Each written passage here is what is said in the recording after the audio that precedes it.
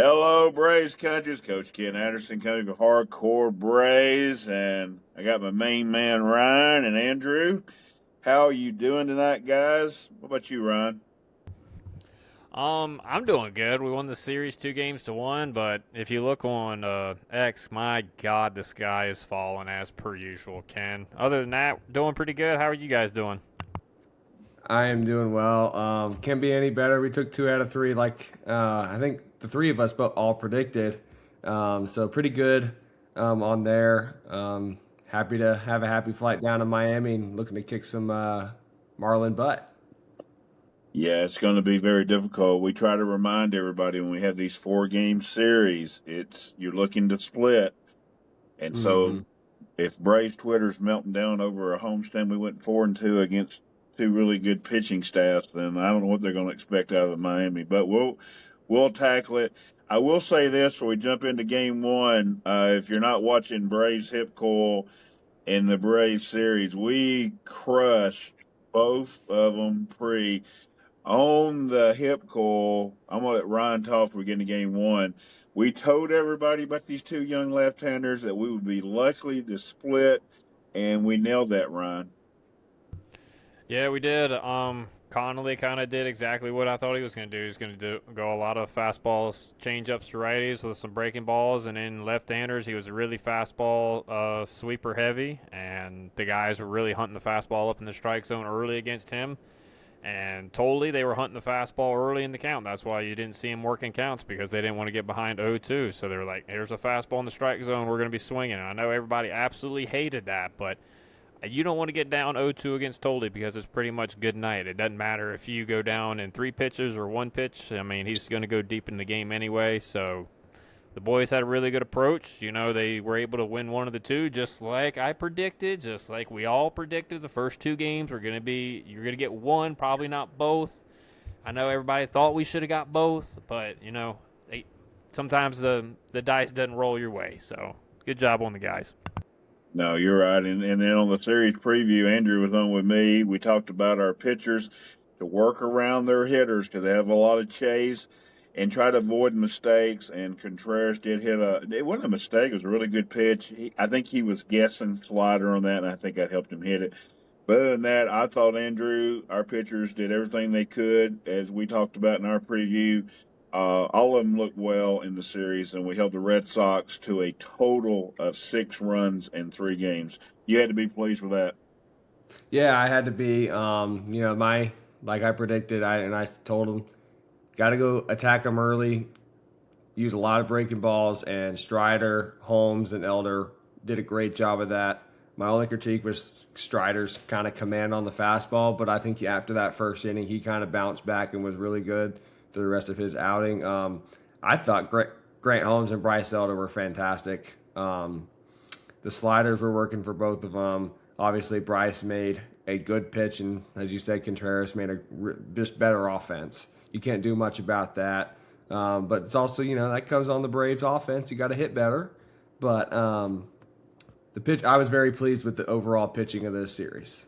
I was too. And, the thing here is, guys, is that we know ball, so try to listen to us a little bit. We're going to break it down as we go along. We got 3 podcasts coming out. This one, we're going to do the series recap. We'll jump into Strider's performance first, Ryan. Like Andrew said, it was a little spotty, but overall, I mean, Strider threw okay. And the thing I noticed is Spencer can get into deep in the games, and he didn't quite have his best stuff like he did in L.A., but I thought he threw better than he did in Colorado. What about you? Yeah, the thing that's killing him is his command. I mean, I think he had, what, Yeah. 3 or 4 walks this game, and he had a lot of deep counts. I think that's what really limited it going deep in the game. I mean, if you cut just a handful of those deep counts out, you don't walk a couple of those guys, you're probably getting into the 6th, 7th inning. That really kind of helps the bullpen out for game 2, which might have led to another victory. But again, you can't really complain about 2 out of 3. And Strider, I know everybody wants him to be dominant number one, Spencer Strider, and I think he's well on his way to being that again. It's just going to take a little bit of time to knock the rust off for him a little bit. But a lot better than his first start in Colorado. Wasn't as good as he was against Los Angeles, but overall, solid start. Yeah, I agree. And then, as the game went on, the bullpen, Andrew, again, we talk about it all the time on Braves, on Hardcore Braves, how good our bullpen is. They all threw really well. That back end of the bullpen is just excellent. Kenley, though, again, Andrew, is hanging those sliders, and they were able to tie the game up. Meyer hit one into the chop house. What are you seeing out of Kenley? Is it fatigue? Is just trying to get that slider and curve working, or what are you seeing out of him? I think he's starting to become a little bit of what we saw the last 2 years with Pierce Johnson a little bit. He's not throwing the fastball as much. And going back to Pierce, a lot like Kenley, they both have. Kenley's got a great fastball. He can play it to his advantage. He can get it up to about 95, 96. That'll play. And some of it even has a little cut, and some has some two-seam action on it to where it can really get play with both lefties and righties. But I think the staying away from the fastball is kind of really affecting his curveball and his slider. And then there is some, I do think there's a little bit of fatigue in there with him. We've used him a lot in a lot of high leverage situations. Started the year off really well. He's just going through a little bit of a rough patch, but I do think he needs to use his fastball a little bit more, and that'll use that a little bit of a better advantage for his slider and as we go along in the season. I 100% agree. I think he needs to throw his fastball a tad a little bit more. I think the fatigue is making him stay off the fastball, Ryan. But it's definitely there. Pierce had a little stretch where Schwarber said he stopped looking for the fastball because he thought Pierce would throw the curveball so much. I think that's what the hitters are now doing with Kenley. They're just kind of spitting on the fastball and they're looking off speed now. What about you? There's no question about it. Do you want to know what his percentage is for the fastball usage? Yeah, go ahead. 16%. Yes. 16%. 68% is the slider. 16% is the breaking ball. So you're almost right there. Quick math over what? Almost 85. It's 84% breaking ball. Yeah, if I'm a hitter in the box, I'm not looking fastball. I'm sitting all over the breaking stuff. I mean, both of them are pretty similar in how they break. They both have kind of similar shapes. So if I'm a hitter, I'm just waiting for the one to pop out of his hand, and that's been happening way too much. And when you have hitters that are just sitting on that pitch and they get a mistake, they're not going to miss it, and that's what he's running into right now. Today he used his fastball a little bit more, but again, it's not enough. You're going to have to up that usage to like 40% right now just to get him back off of your breaking ball to make it more effective. Yeah, I agree. And then, we're all talking about fatigue, but then we'll get to game 3, but Walt threw him again. So I think it's his 23rd appearance. So Walt and Jeremy are telling you they don't think it's a fatigue thing. They think it's more of a command thing, maybe a pitch selection thing. So we'll have to see. Now, as far as the offense, first of all, Conley early, as we told everybody, was going to be excellent. But the good thing is Drake and Michael both ambushed him on fastballs and hit him out of the ballpark, Ryan. It's good to see because both of those guys have been kind of struggling here lately. So it's nice to see them both contribute in this game by hitting home runs in this series. Yeah, they've both been struggling a little bit, but, I mean, look, you're going to go through peaks and valleys more or less throughout the course of 162 games. It's just part of the game. It's just the nature of the beast. But I don't think that was a sinker that Conley threw. I'm pretty sure that was a whatever he called. I think it was a hanging changeup that Michael got a hold of. But look, it was a good swing and a good barrel by Michael. I'm glad that he was able to get a hold of that. The hitters looked a lot better in Game 3. They struggled in Game 2, but again, like we said, two really good arms they were facing in Games 1 and 2, and they grinded out at bats and they got the job done for the most part. But I would like to see some of the guys get going again. But again, 162 games, you're going to go through slumps. I agree. I think it's more of a flat sinker there, Ryan. If I'm talking about he comes out of your hand funny, and it looks almost like a changeup. It whatever he threw a very hittable pitch. But Andrew, the one thing about our left-handed hitters in this lineup, whether it's Harris, Baldwin, Olson, they can hit left-handers. Left on left is not something that gives them a problem, is it? No, it's not, and that's kind of a real luxury that it's going to pan out for us the entire season into the playoffs as well. That's something that's going to be such a key factor for us, and to where we're able to even have our lineup be really strong. And I think that plays into the depth that Alex put together in the offseason, adding Yaz and Dom Smith and even more, because they don't really play against lefties, but I do believe they could get in there and put up some good at-bats as well against left-handed hitters. But Olson, Harris, and Baldwin hit lefties real well, especially Olson and Drake. That's something that will help us so much in the long run. But going back onto the struggles, I mean, right now you've also seen Harris struggle, like Ryan said, but also Ozzy's kind of struggled a little bit ever since that last road trip. Sooner than later, I think he's going to be bouncing back out of it. But it's a long season, and we're starting to see some other guys start to contribute more. Yeah, and to all you naysayers on Twitter, when you have a few guys struggling, you're able still to win games. The Braves are 6-3 in their last 9 against the Dodgers, Cubs, and now Red Sox. Good things are going to come about for you in the win column for sure. Before we get to how we won the ball game, how about you, Ryan? You want to give Sandy Leon a little love?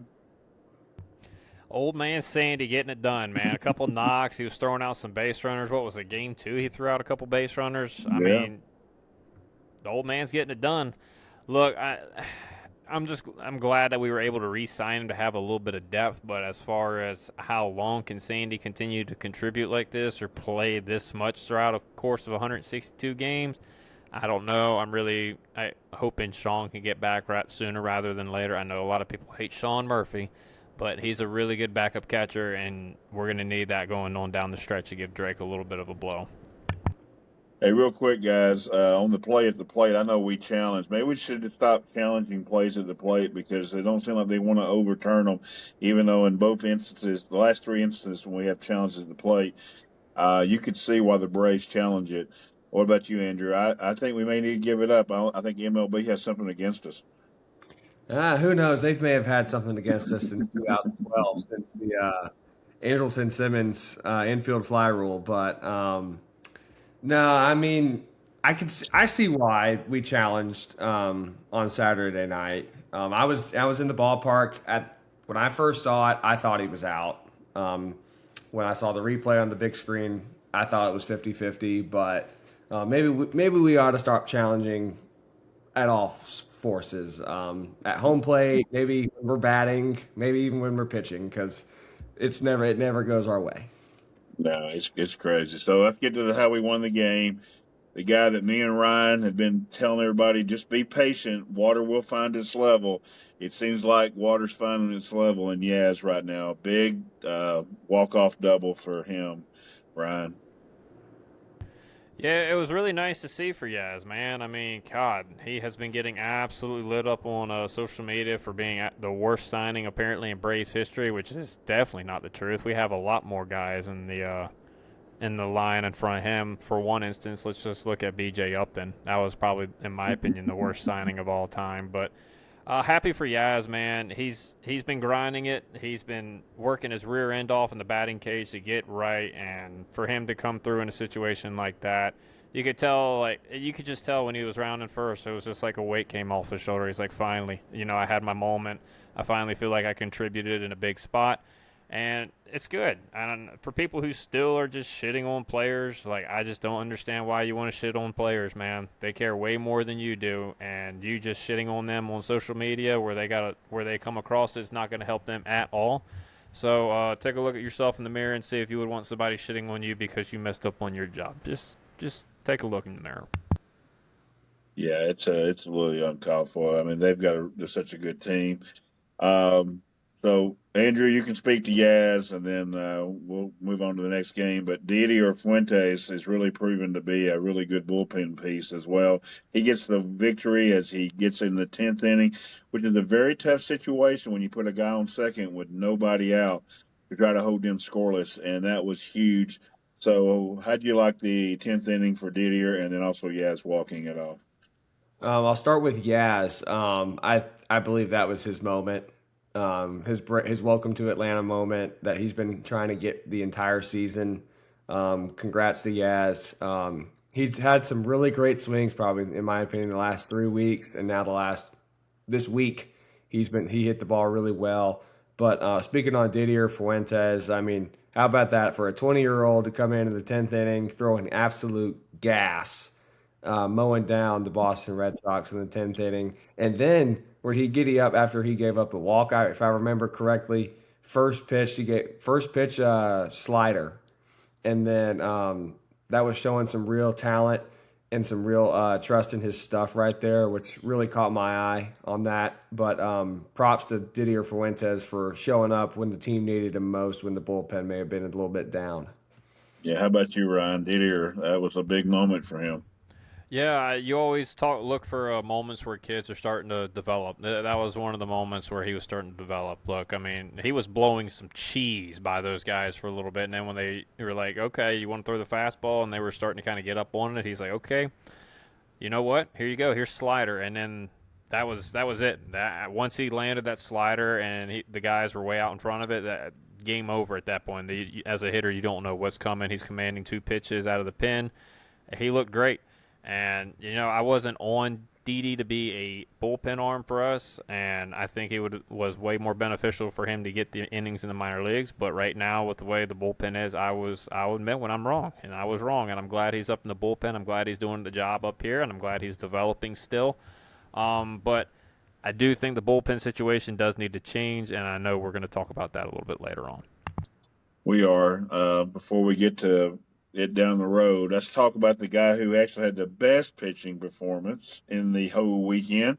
That was in Game 2, and it was the guy who got the only loss in the series, and that was Bryce Elder. Andrew, Big Texas absolutely shoved on him and had a wonderful ball game. What was your thoughts on Bryce? I thought he was fantastic. Just one unfortunate error in the 4th or 5th inning that led to a tie game for a little bit, but he pitched phenomenal, getting guys out in early counts, getting the ball on the ground, getting a lot of soft pop-ups, a few strikeouts here and there. Thought he threw the ball really well, commanding of the pitches, and really throwing a large variety, having guys confused at the plate, and then just the unfortunate hit from Contreras. Like I said, great pitch, better offense. Can't do much about there, but great outing from Bryce, and there's no reason for him to seem down on himself. That was a great outing, one of his best of the year. Ryan, is it crazy for me to say that we'd have 2 co-aces of a staff? Because for me, Bryce has been as good or maybe not even better than Chris Sale. Is it crazy that I think he's been better than Chris Sale? No. And I mean, look, when you look at the body of work or what he does, I mean, when you can go out there, and I'm not saying Chris doesn't, right? But when you can go out there and pencil in 6-7 innings of 3 earned run ball or less every single day that the dude pitches, I mean, that's the definition of an ace. And as Dan Plesac says, a horse's ace. Because he's going out there, he's eating up a lot of innings, he's giving you a quality on the mound at the same time. And I cannot be happier that he went and saw Greg Maddux, because I don't know if he makes the same career trajectory turn if he doesn't go talk to Mr. Maddux. So I've been a big Texas truther, and I've always defended him, because everybody shits on players who just don't perform the way that they feel like they should.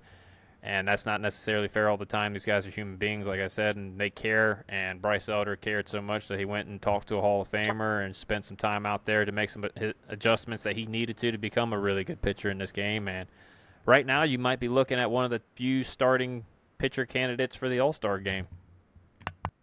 Yeah, he's going to definitely be in line. I'm sure they're going to let Shohei probably start it, but he's definitely going to be. Depends on how the Dodgers staff goes. That is – going to be somebody who's got a fresh arm. So we'll see how the days go off to that. But I can't see how Bryce is not going to make the All-Star game now. So he's been outstanding. The other guy who pitched in this game, we kind of panicked a little bit because me and Ryan and Andrew, I all said that we thought Perez would get a start in Miami, and then they pitch him in the last game, and of course he's lights out again like he always is. We'll get to the series preview, but it sounds like the Braves are going to put him out there. That's going to push him back a day.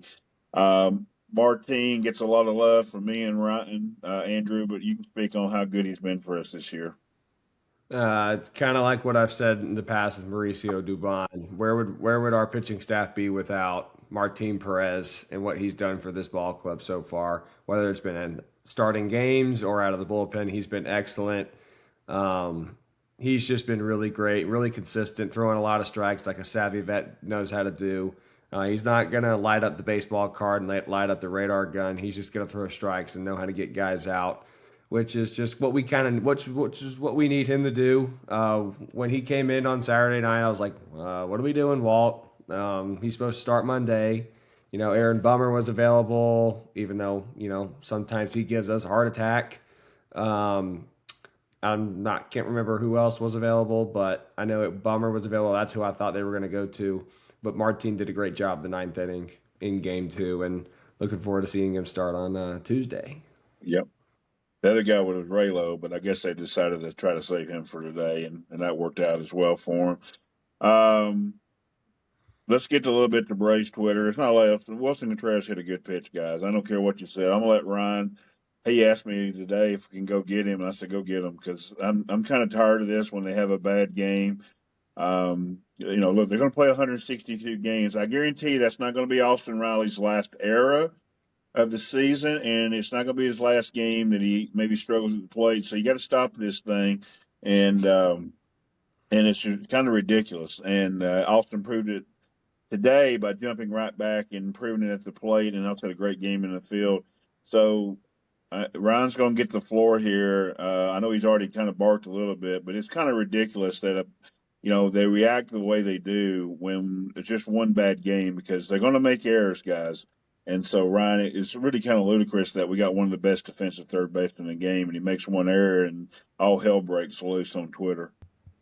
Yeah, not only one of the better defenders, but one of the better overall third basemen in the game of baseball, and we have him locked up until the middle of his prime, right? Like 35, 36 years old, and we get to watch him his entire career. And look, these guys got pretty tough skin because they got to deal with a bunch of crap from fans throughout the year, which is kind of insane. But look, he booted one freaking ground ball, and he had one tough night at the plate when he's been having a really good May. But you don't hear anybody else talk about Matt Olson right now. You don't hear anybody else talk about when Ronald was struggling. Ozzy's, those birds have kind of quieted a little bit. You guys pick and choose players to just pick on. You picked on Bryce forever. You picked on Matt Olson forever when he came in and filled Freddie's spot. Now it's Austin Riley. Now it's Ha-Seong Kim because he's had a rough start when he's come back from injury, and he was arguably he was rushed back, right? So I don't understand why you guys just feel the need to just shit on players. And I've already said it a few times this podcast, but I'm so tired of getting on Twitter and seeing it. Matt Olson burner. I'm talking to you right here. Austin Riley has had a better May than Matt Olson. And you can go look at the numbers. Last 2 weeks, Matt Olson has struggled. His last 7 games, he's 4 for 26 at the plate. But you're not sitting there talking crap about your boy. If you want to do it fair across the board here. Don't just shit on 1 or 2 players. Do it across the board. There's been a lot of guys struggling. But you don't see me talking crap about guys. You just don't. I would like to talk to these guys. I'd like to get to know them personally. Like, if we want to have players interact with us more, you got to stop shitting on them, man. You got to stop being this way to players. I'm just so tired of it. Yeah, it just gets a little old because I don't know what else to expect to do because – some of the guys that have been really hot for us are the ones, and without Austin this in May, Andrew, we would not have the record we have, period. Austin's had one of the better Mays. Him and Dom Smith probably had the 2 best Mays, just as far as overall. They've just been productive the whole time.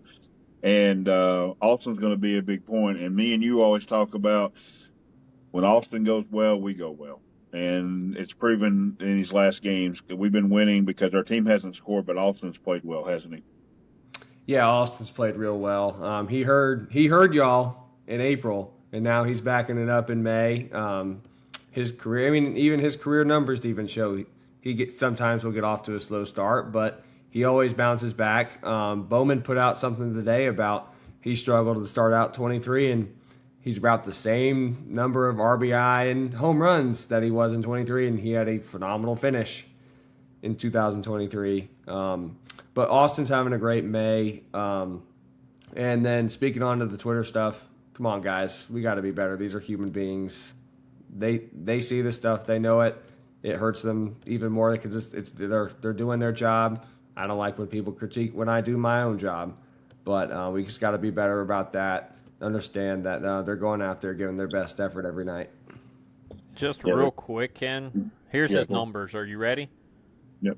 My man's hitting. He was hitting 278, but he's hitting higher than 278 now. So I think it's like right around 285. He's hitting 285 with about an 850 OPS with 4 bombs and 11 RBIs in May. That dog will hunt. Yeah, he's solid. I mean, he's we're going to have him, and we're glad to have him, and he's going to be a big part of us winning. We're 10-5 a lot this month because of him. So we need to get off Austin Ryan a little bit on X.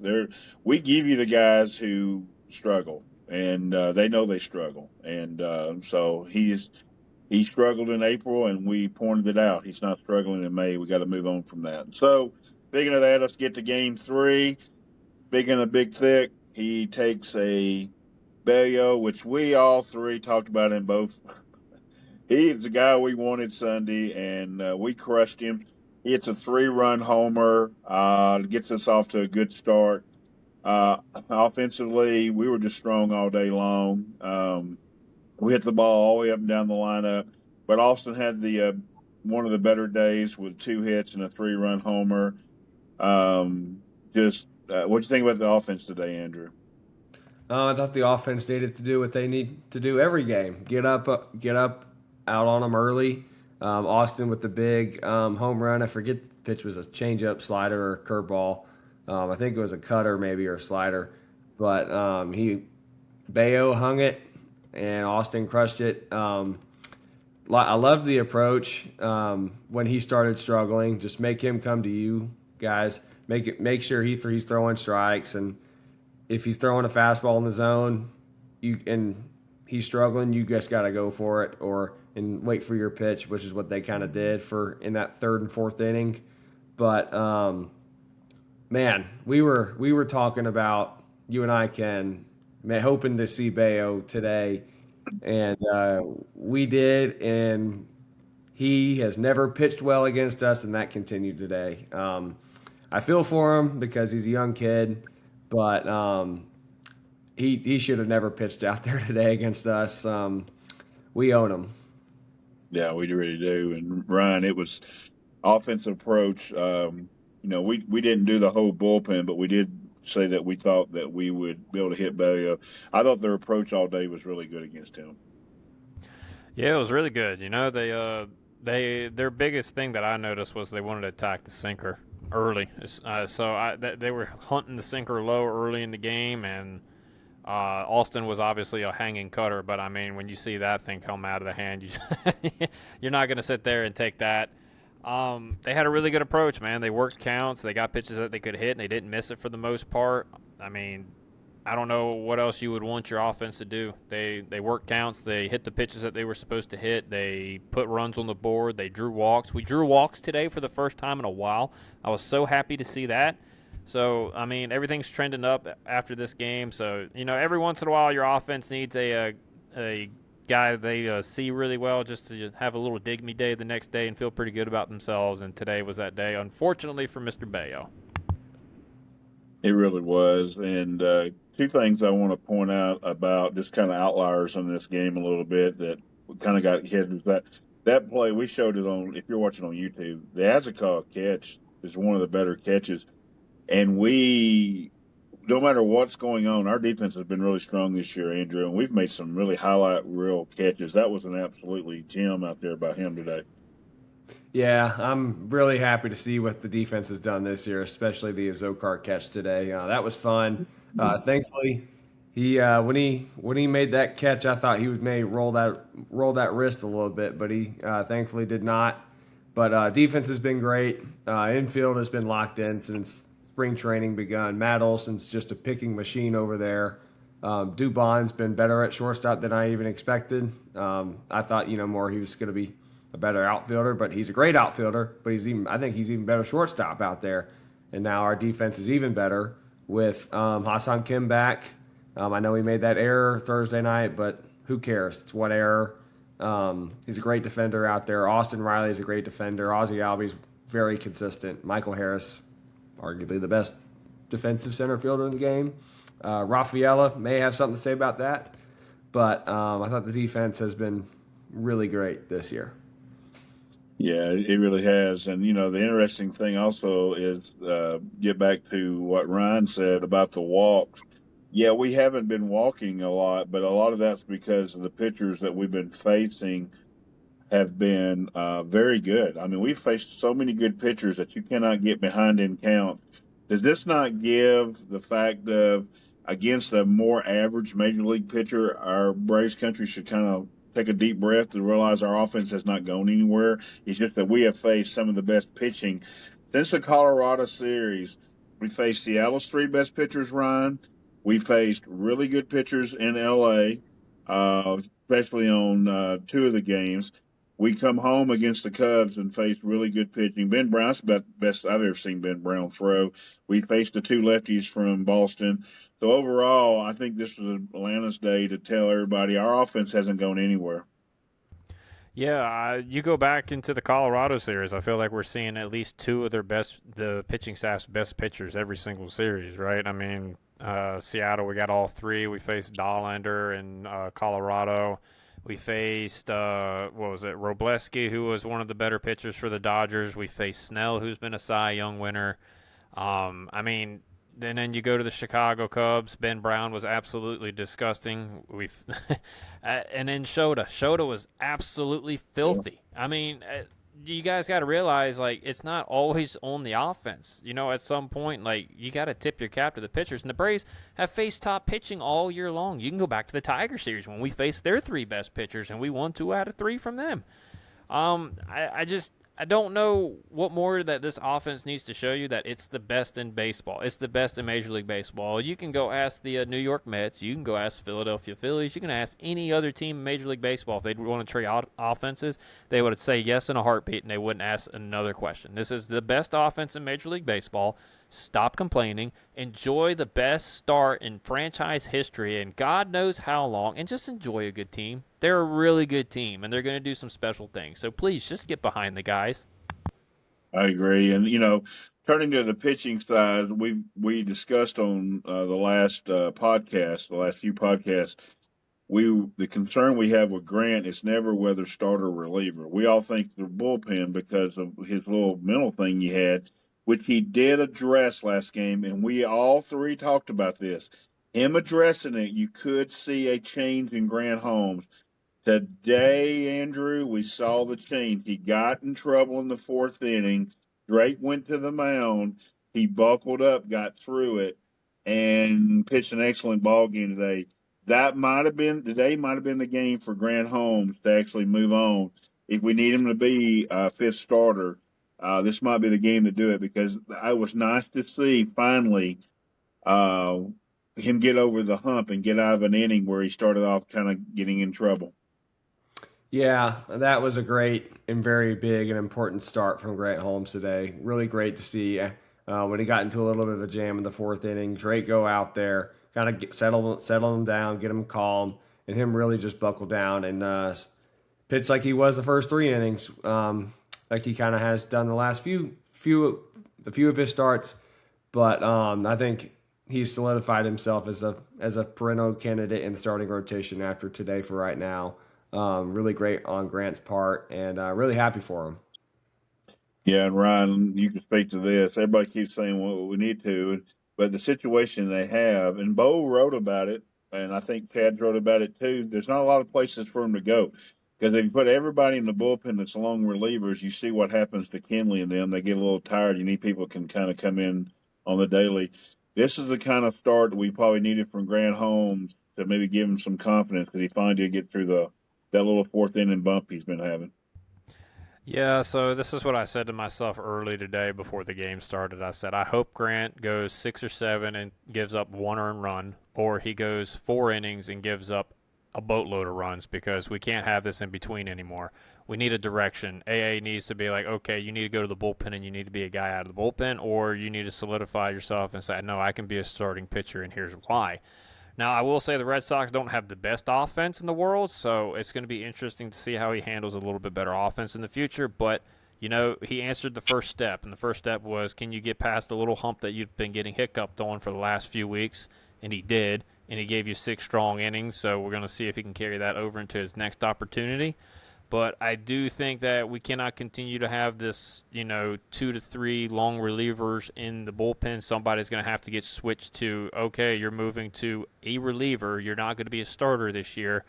So you're going to start pitching back-to-back days. And I feel like it needs to get closer that Raylo is that guy right now. I agree. So that kind of caps off. We went 8-1. Really good game. Yaz, of course, hits another shot. So I think we're getting Yaz where we need to get to. Really quick, I know me and Ryan, we all joke about us having our little bet, but the Phillies have righted themselves. And so the fact that we've been able to get through this stretch as hot as they've been and keep an 8-game lead, Andrew, is probably huge as we get closer to Memorial Day. Because one of the things I noticed before you talk, Andrew, is that you're starting to see the separation in baseball that always happens by Memorial Day. There's a lot of teams that play good early, but you see the separation.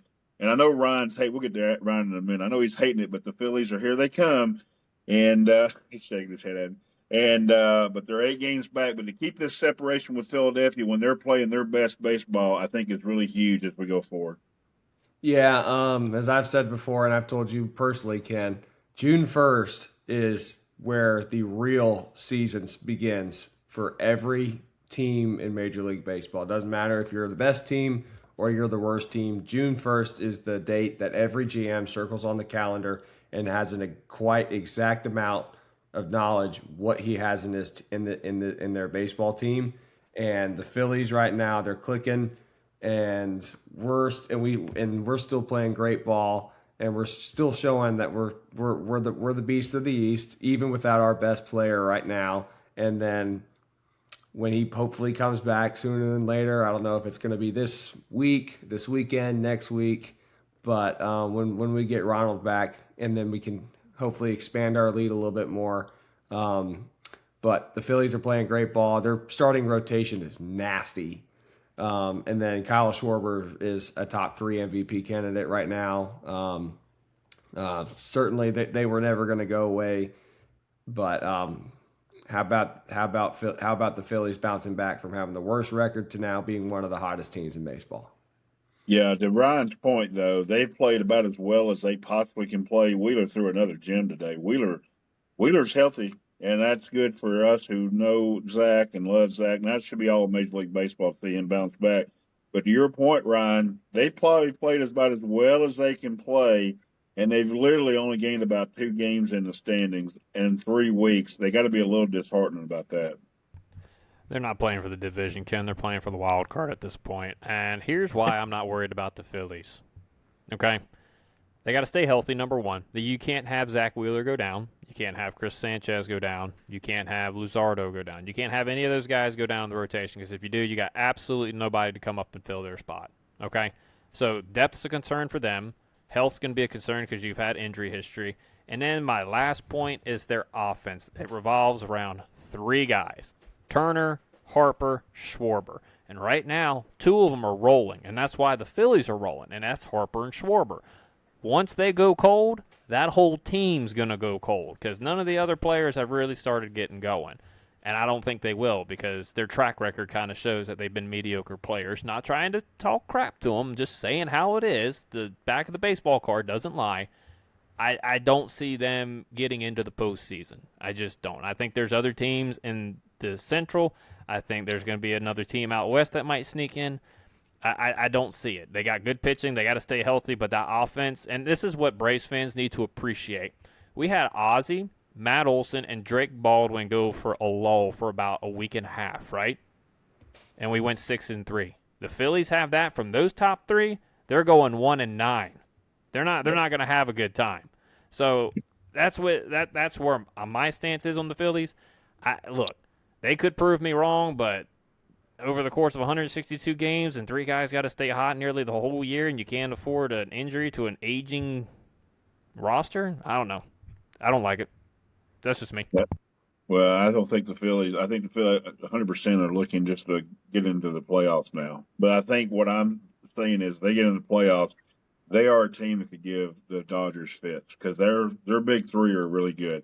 So enough of that. Let's get to the MVP and the play of the series. Let's start with the play of the series. Ryan, we took 2 out of 3. There were a few moments, but what was your play of the series? Play of the series. Going Yaz.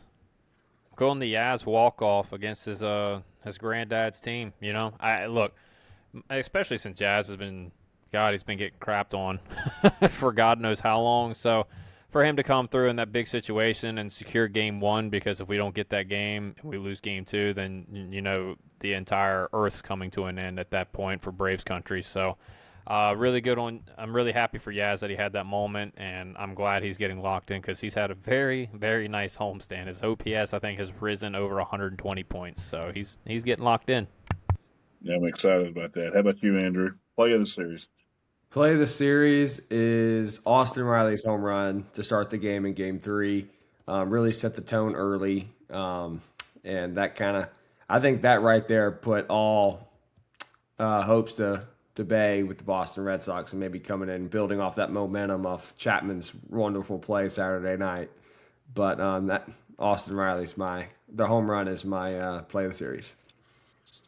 Yeah, I actually like the Riley too a little bit because I think after you lose a tough game like they did last night, to bounce back and have Austin do it. But I'm going to go with Ryan here with Yaz. I think that's the moment. I think for future, if we get Yaz going like he did in Kansas City in the second half, that's going to be huge for us as we go forward.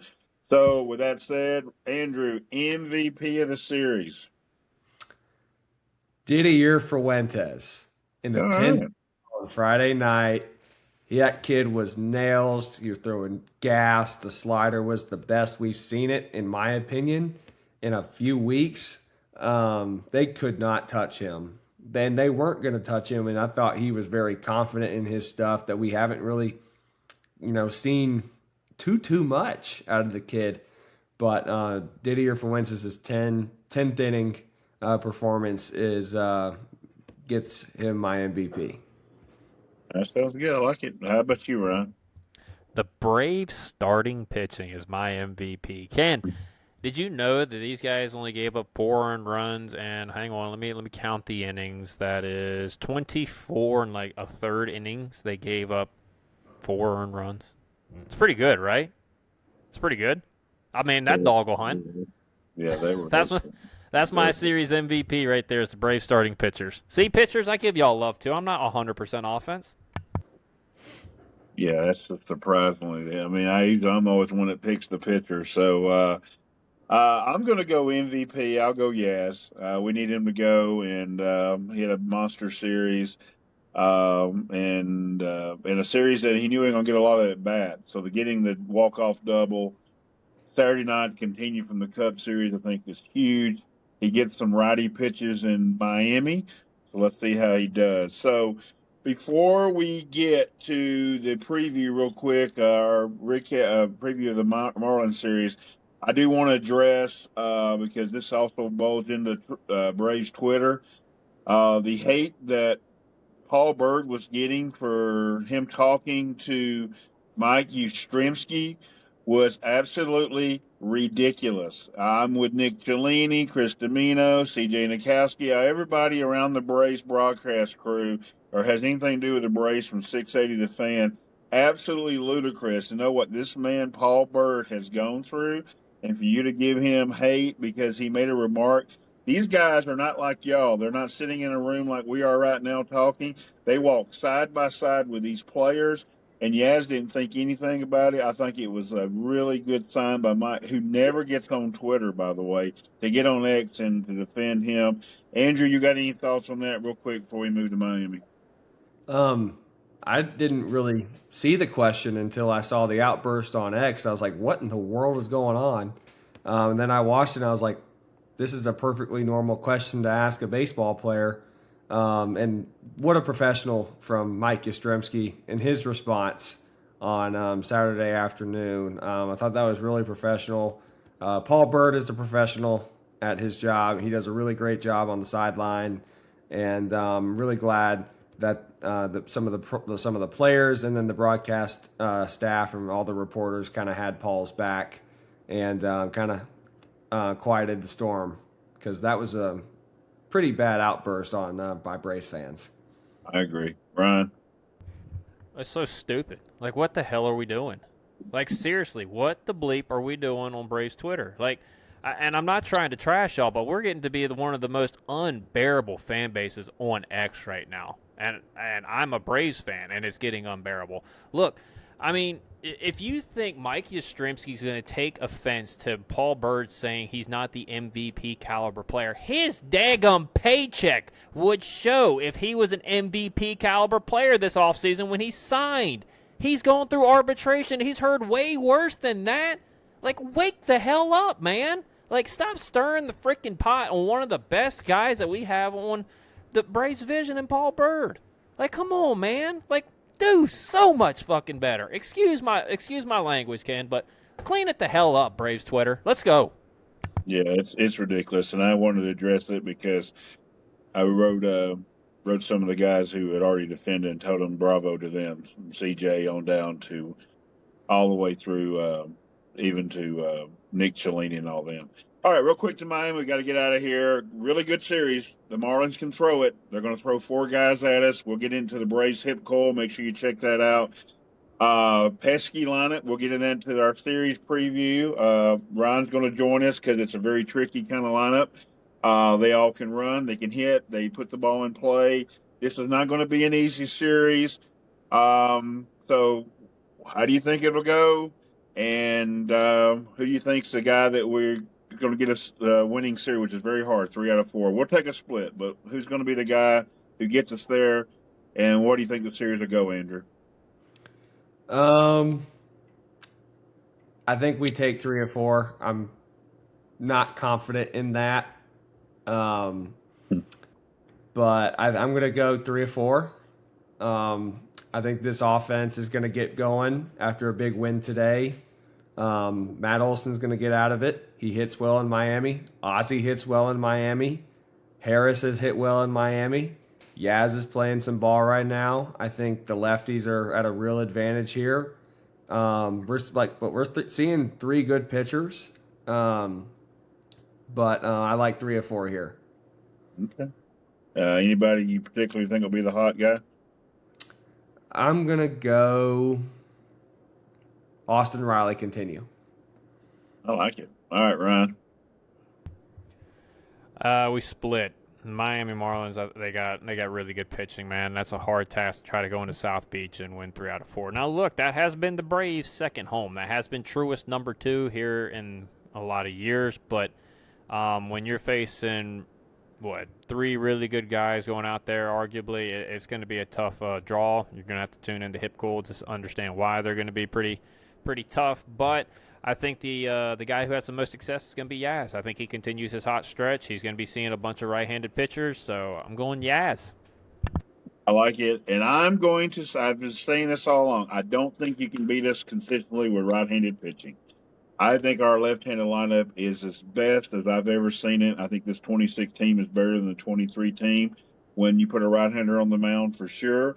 And I think that we're going to somehow split games 1 and 4, which are key, because that's Max and Sandy's games. And then if we can take the middle 2, I think we can win the series. But to Ryan's point, it could be a split, and don't have a meltdown.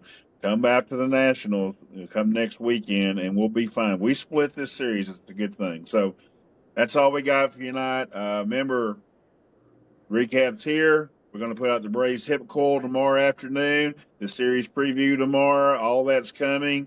Remember to follow Ryan at Braves Homer 27 at Braves Hip Coil. Andrew Davidson is on Instagram at Hot Atlanta Highlights. And then he's also on X. Y'all make sure you start following Andrew on X at Andrew Davidson. Of course, I'm at Boyd PC at Hardcore Braves across the board. We love you, Braves country, and we're out of here. Peace. You know what, boys? You guys are going to be world champions for the rest of your life.